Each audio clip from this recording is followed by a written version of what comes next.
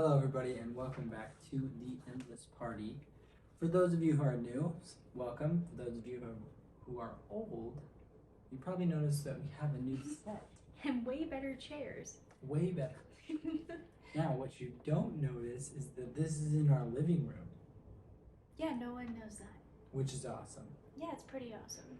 So, we're big believers in begin with where you are with what you got. This is where we are, and this is what we got. So we hope it works for you. Absolutely. So, a couple things. This is probably going to be one of my favorite episodes I because was gonna say that, yes. this is actually the episode on my favorite book. It's called The Spellbinder's Gift by Og Mandino. If you haven't read it, you should read it. It's a good read. But up on the wall, those of you who are listening to it, we have 6 pictures on the wall. And one of them's a picture, and then the other 5 are quotes from our favorite books. Principles to Live By, one's a quote from Christian D. Larson, and all of them are just really... They're just our favorite principles to live by. Yeah. You know, it's just the things we've collected over time that we just really stand for and believe in. Yeah. Well said. Thank you. And one of them actually comes from the Spellbinder's Gifts. He leaves 7 principles at the end of the book to really start your new life. And he calls them assembly instructions for your new life. And we kind of want to go through those today, as well as talk about really how we implement them in our own life, as well as how we would like to implement them in our own life, and just how this book has inspired us. I was gonna ask you before you jump in, I forget, was this the first book you read that kind of started your journey, or what was it? No, so How did you find this author? Because this is now your favorite book, favorite author, so I was wondering if you talk about that a little bit.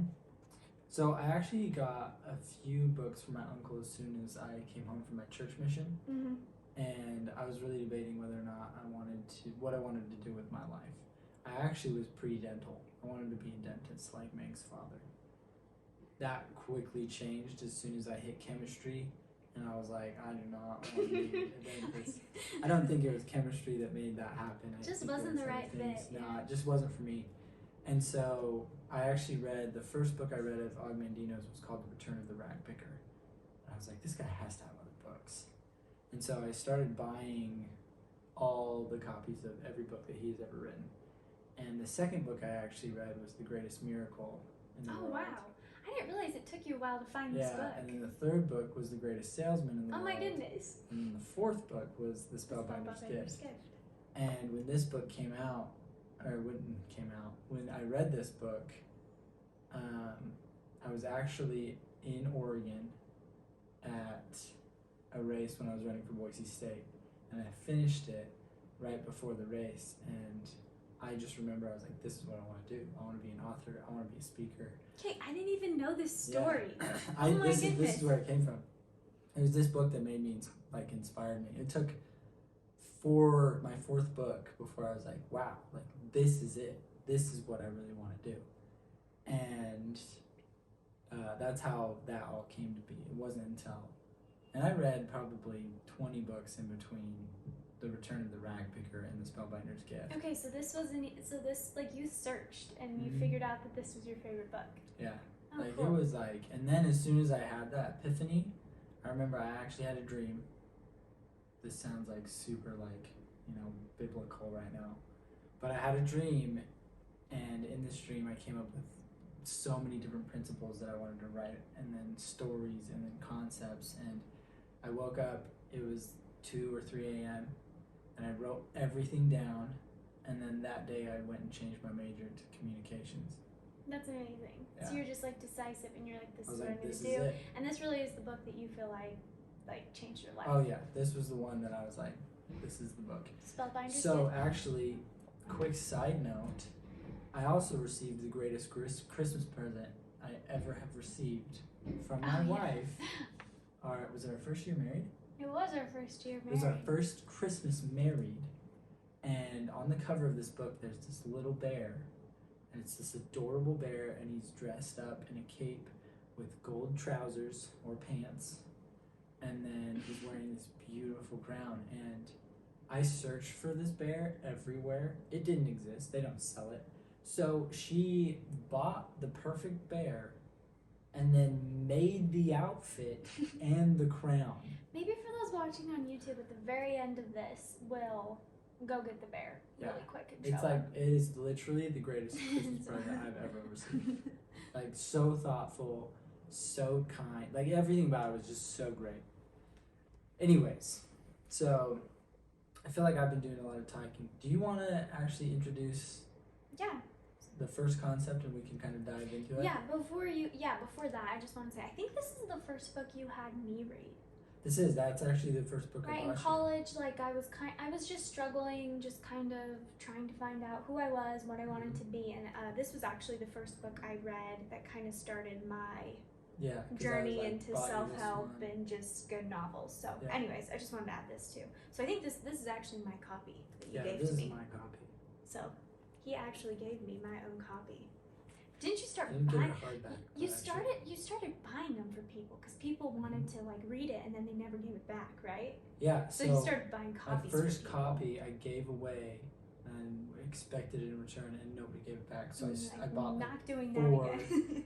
soft copies that I would give out to people because it was my favorite book. So I was like, Anyways, all that to be said, there's a beautiful story within this novel that we'll let you read. But at the very end, there's 7 principles to live by and how to change your life. And we actually have them right here. And principle number 1 is to separate yourself from the crowd. And I kind of like to think of this principle as, just recognizing your true identity and choosing to not settle for mediocrity. Right. I think in order to separate yourself from the crowd, that's what you have to first start with and choose. 100%. It's actually interesting. Really all of us, I think, have seen people in droves working the 9 to 5. That's why you get stuck in traffic at 5 p.m., right? Because people are coming home from work. And that's why traffic is so bad close to 9 p.m. because people are going to work. And that's the mundane. That's what every single person is doing. And so this book is saying, live out your passions, live out your dreams, become who you were meant to be. And what's actually so unique is that this isn't unique to anybody. Everybody has the potential to be phenomenal. And that's what's so cool about this is success. And that actually comes from one of the principles of the 7 habits. There isn't a finite amount of success out there for people. Anybody can be successful with anything that they put their mind to, but you have to first separate yourself from the crowd and do things that other people aren't willing to do. Right, and choose to live that, extraordinary lifestyle. Right. And choose to break away from the mundane and choose to look like a fool. Right. Put yourself out there. Yeah. Separate yourself from the crowd. When I think of the people who have separated themselves from the crowd, usually they have received a lot of backlash, and their start is very unconventional, and they usually received a lot of criticism. 100%. But now that they've done so, they're like the top dogs, doing the top things. Well, you can name a million people, like Michael Jordan, the greatest basketball player of all time, Michael Phelps. Those are just Michaels, and then Michael Jackson. That's 3 Michaels. But then you think of Anthony Robbins, you think of Jim Rohn, you think of Og Mandino, J.K. Rowling, they separated themselves from the crowd. They did something that no one else was doing. Yes. And so that's the first principle, and it's the perfect start to changing your life. You know, you gotta separate. So. Yeah. I think the second one is live each day in a daytime compartment. We did a whole podcast on this, I think. I think we but did. I think it was we just should phrased differently, wasn't it? I think it was, but we'll just go over it again. Yeah. This is pretty straightforward. It's the same concept of live every day as if it was Christmas, live every day as if it was your last. Don't focus on yesterday, don't focus on tomorrow, right? Just be present today with everything that you are striving to accomplish. Tomorrow will take care of itself. And the past is in the past. And I think Og Mandino actually says, tomorrow only exists on a fool's calendar. Really? Yeah. I just remember within the book, one of the things I really liked is, like yesterday was full of like pit loads and tomorrow's full of heavy loads. Yes. Pitfalls. Yeah. And then tomorrow's full of heavy loads. And you know, in Elijah and in our life, I think we've seen like our past is full of failures, pitfalls, shortcomings. And in a lot of like instances, we could have chosen to dwell on those, you know, pitfalls, failures, whatever you want to call them. But this principle helps us to live within the day. And recently in our life, there has been this just interesting experience happening where people are telling us, oh, just wait for this to happen. Just wait for tomorrow to happen. Just wait for this year to happen. Just wait for this, wait for that, because tomorrow's going to be great. Tomorrow this will happen. Yeah, exactly. Everything's going to happen if you just wait, if you just let it happen tomorrow. And that's kind of, and Elijah and I have started completely disagree. Everything what we believe for, because actually 7 Habits is be proactive. Right? It's pretty cool because as soon as you start to read self-help books, they all start to like they all become one. Mm-hmm. Like, you'll find repeated principles, which is really cool. But it is interesting because that has happened probably every day. I mean, it's happened every day for almost a year and a half. We're getting close to a year and a half where people are like, just wait for the future. This is going to happen. And Elijah and I finally made the decision. We're like, no, we're going to make the most of every day. Right. Tomorrow doesn't matter. It's what we can do today. Mm-hmm. Like, you know? And so I think living each day in a day-type compartment, and like that's where you start to see success. Right. Because this podcast was built on all of the todays. Yes. That's a good, that was good. That was really good. It was built on the todays, That not was really the good. yesterdays. I like that a lot. Another thing I want to just point out right before we move on to the third principle is our twin girls are a day-to-day thing. Like yes. if we focused on the fact that they're going to be here for 18 years of our life, it would be really hard. We focused I on think if how any parent thought like, man, I have to do this for 18 years. And if we focused on how they came into this world and who they were 3 months ago, I think it also would totally change the way we're choosing to raise them. Absolutely, right? And so it's a day-to-day thing, and I think if all of us strive to do as much as we possibly can, just in the day, we would see incredible results just on that one principle alone. Yeah. I agree. Number 3 is go the extra mile. And I would say you're like phenomenal with this principle. I don't know, I've watched you do this. That was really nice of you. I've watched you, I don't know, I've just like watched you live up to this principle ever since I met you. If somebody asks you to do a task, you not only like accomplish this task, but you do a little extra. Like if my mom asks you to do the dishes, you do the dishes, but then you like go the little extra in the way that she likes. And that just is like something I remember, you know, because I don't know, I just remember. And it's like our families recognize it, you know, in you. That's actually really nice of you to say. It actually stems from another principle that I try to live by, and you know this, but it's, you say to yourself, I have a servant's heart. Oh, yeah. Right? So you're willing to serve. And what that means is that you go the extra effort to serve somebody, right? And so as something as simple as, my dad's like a huge outdoorsy man. He owns a landscaping company and everything else. So if you want to get to his heart, go and serve him outside in his landscaping world, right? But then go the extra mile. And it's the same thing. Like there's little things that I think every single person can do, not only to like serve other people and help, but also just in the things that you're striving to accomplish. For example, the behind the scenes of a podcast is a lot. This part's the best part. This part's fun. This part is so awesome. Like we get to just converse and talk with each other for like 20 minutes to 30 minutes. It's really fun. Creating is fantastic. Yes. And but nobody sees all the behind the scenes. Like no one saw the 12 hours that went into this wall, literally. It took us like 4 days to get this up. And if you've noticed, if you're watching, we're still not finished because is missing an E. Because we have still yet to receive the E that we special ordered. So. And we decided to live in today and get this podcast done. So it's the endless party for now, but it will become the endless party. But that's the whole concept, is just, you know, go the extra mile. Like we could have waited, but then what's the point? I think so too. Something that I kind of tell myself is there is so much satisfaction in being thorough. Mm-hmm. In thoroughness, there is satisfaction. Agreed. I know there is. Yeah. You know, because sometimes it's late at night and I'm just finishing picking up the house or finishing putting things together. And I'm like, why am I even doing this? Does this really even matter? But then I actually remember to go the extra mile and to give your best at every task you're doing.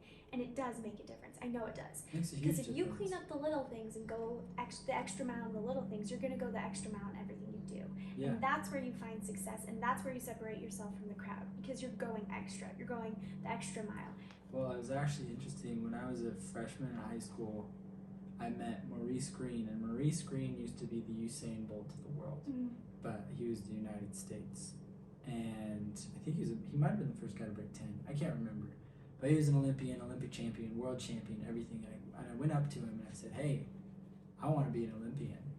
Like, what do I have to do to get there? And he actually told me, he goes, it's not the big hard work. He's like, it's the little hard work. And he goes, everybody's going to be doing mileage. Everybody's lifting weights. Everybody's doing all of that. He's like, so what are you going to do? Little extra can you do? He's like, you can't go and run an extra 3 hours a day. He's like, you'll be dead. He's like, but you can put in an extra 5 minutes, an extra 10 minutes, an extra 15 minutes. And he's like, it's the little extra that makes the difference. He's like, I didn't win the Olympics by minutes or even seconds. I won it by hundreds of seconds.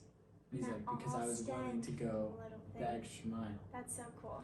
And so that concept, I think, what's so cool about all of these principles is the fact that if you implement one of these principles, you'll see a dramatic change in your life, in every aspect of your life. And that's what's so cool. So if you choose to implement these principles, just start with one and see the results for yourself.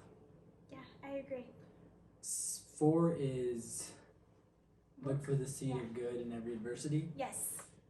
And we've started to live by this one too. Really this one has been implemented for sure. Actually, I think we used to gripe about adversity way more. We did. And it actually stems from another book you read, that Carrie Ten Boom. Oh yes. Oh yeah, I was going to tell the story. It's called The Hiding Place. Hiding Place. It's by Beautiful Corrie book. Ten Boom. It's such a good book. Yeah, go ahead. You can tell the story. Okay, so within this book, these 2 women are in a concentration camp and the conditions are horrible, but they choose to have faith in Christ and pray every day. And not only pray, but like express gratitude every day. Okay, yeah, so this is where I was gonna get to. So anyways, these 2 women, they're sisters, and they're praying in this concentration camp, and they're just like at rock bottom. It's freezing cold. The barracks that they're in are just disgusting, and there's fleas everywhere. And so their names are Corrie and Betsy, the sisters, and one night Betsy was praying, and she was expressing her gratitude for the fleas. She was expressing her gratitude for the living conditions that they were living in, and quite frankly, there was nothing to be thankful about. They were at rock bottom, the pits of despair, the worst of the worst. This is garbage. And Corey's like, why on earth are you praying for the fleas? Why are you thankful for the fleas? Well, a couple days later, these women are getting away with holding like a Bible study within their barracks. And of course, within the concentration camps, like that is completely not allowed to have groups of gatherings. And there's like hundreds to thousands of women in these like barracks, so cramped. And they can't figure out why they're getting away with it. And what they realized is because of the fleas, all of the officers and the people in charge of their like group of people wouldn't go in because it was so filthy. And so then Corrie comes back full circle and she goes, and I was supposed to be thankful for the fleas. Like Betsy was absolutely right. I should have been thankful for that. Because of that, we were able to hold this study and to like just impact and brighten the days of all of these women. Yeah. And so Elijah and I have started to thank God for our adversity and for our struggle. For everything. For everything. Especially like I think a lot of you understand our previous year. You know, we've done a lot of things, but we're grateful that certain things haven't come to pass. We're grateful that our babies cried all day. We're grateful, and like it's interesting to see. And it's not even sarcastic. We genuinely are trying to express gratitude really be for grateful. what has been going on. It's cool to see the results because of it. You know, then it's like our babies all of a sudden sleep through the entire night. Because they cried, they've been able to take better naps. Because of this has happened. And what's so fascinating, That's just one example. this is just an example, but I think this goes to another principle that you and I were living by. A couple months ago, we were wondering if God really cared about all the little things in our life. Yeah. And we were like, does he really care? This was Meg's idea, not mine, and she's a go. We were like, does he really care about all the little things we're doing every day? Does it really matter? And this kind of came full circle once we had the twins, and also like this idea of gratitude. And I'm like, absolutely. Because a lot of our friends and even us were like, there's no way he's actually like the minor details and cares about all the little things we do. But that's, in my opinion, that's completely false. I agree. I know that he is completely aware of and a part of every detail of our life. Great or small, he's there, and I know it. And the reason being, too, is because once we had our girls, I'm so invested in every detail of their life. I want them to be warm. I want them to be safe. I want them to be happy. I want them to be comfortable. And all of these, feelings of happiness come from all of these little details in their life that I'm trying to, put together for them. So I'm like, if that's what I feel about my babies, there's no way that our, God, our Father, isn't aware of our details. He's in every single detail. And so he's in it, whether it's good or bad, he's in it. And I know his hand's in our life. Yeah, and that's pretty awesome. Just to even think about, for example, did your dad ever make you do hard things? All the time. Do you look back and are you now grateful? I'm so thankful. Right. It's Thank heavens. Different. Right? It's the same way. It's the same way, except on a grander scale. Your dad is an incredible human being. Yes. Yes, he is. And I look at it, and I look at how good of a father he is, and I'm like, he doesn't even hold a candle to God. I know, but he's so good. So I'm like, so our Father up there. So he is, if your dad is that good, how much better is our Father in heaven? I can't even imagine. And how so aware is he of cool. everything we do. Oh, I Big, agree. small, bad, good, everything's because of him. I know it. Yeah. So look for the seed of good in every adversity. And try being thankful. Just try it. See what happens. It feels silly at first. It does feel silly at first. We actually would pray for it, and then all of a sudden we'd laugh. You'd be like, "Yeah, okay." But now it's actually become very genuine. It has been, for sure. Number 5. Number 5 is never neglect the little things. And what are the little things? Well, those can vary from person to person, but the little things are the things that are necessary for you to live to your fullest potential. To be 100% 100% of the time, right? And so for us, that's making sure that we take time to learn and grow each day, physically, mentally, emotionally, and spiritually, right? But it's also the little things especially now as a parent, I've seen making sure that you take time to make your daughter smile. Yeah. Making sure that you and I take time to just be with each other. And the days that we don't do that are the days that there's a disconnect from either our children or from each other. And what's interesting is you wouldn't think that because these girls aren't even 3 months old yet. Oh, it matters. It matters, and it matters to them. There's sometimes that they'll cry, and it's just, I need a good cuddle cry. Yeah. And what's cool is babies know that. They do. Kids know that. I know. And somewhere along the way, adults just forget it. And so that's such a big concept to me now, especially now that we've had these kids. So I'm like, man, I gotta make sure that I really take time for them, for you, for myself, for just everybody that I deeply care about in my life. Yeah. Something I try to be better about, and it is a little thing, it's such an easy thing to say I love you to the people you love every day. I agree. And some days at the end of the day, it's such a little thing, but if you do that every single day, what does that show to the people you love? But it's also such an easy thing to forget, sadly enough. And so every day, by the end of the day, I'm like, did I even tell my husband and my kids that I loved them? Yeah. And so every day, that's something I always try to do. I love you. It's interesting. So my family, they're so deeply devoted to each other. It's one of those things, it's we can call each other names, but if somebody else calls us names, we will kill you. Yes. Right? But my family's not a I love you family. They are not. My mom is. My mom's great at saying I love you. for years and years and years, my dad just like never said it. I didn't know that. It was actually interesting, and it was like, I think I was in like 4th or 5th grade. So I kept saying I love you to my mom every night because she would read to us. So it's just easy, like, oh, night, mom, love you. And then I realized, I was like, I never say that to my dad. So I just waltzed into his room. I was like, hey, good night, love you. And he's like, good night, love you. Like, it was like thrown off. And then I started doing it just every night. And then he started to find me every night. He told you that To he say, loved yeah, you. he would say, That's hey, so good cute. night, love you. And Yeah. it was interesting because he started to do it to the family. Oh, that's so cute. And it was pretty cool. And like, obviously, as a 4th or 5th grader, I was like, I'm just doing my thing. I didn't think about it until like years later that I was like, that's a pretty big deal. That's a big deal. But it just goes back to that, never neglect the little things. Make sure that you take time to do the things that are most important. And things that are easy to do, but easier not to do. Yes, I love that quote. Yeah. Right, number 6. This is never hide behind busy work. Okay, I'm gonna be real. All these principles have been things that you and I have been talking about recently. Have you noticed? Yeah. It's kind of like, you want to know what we're talking about lately? We're actually talking about these lately.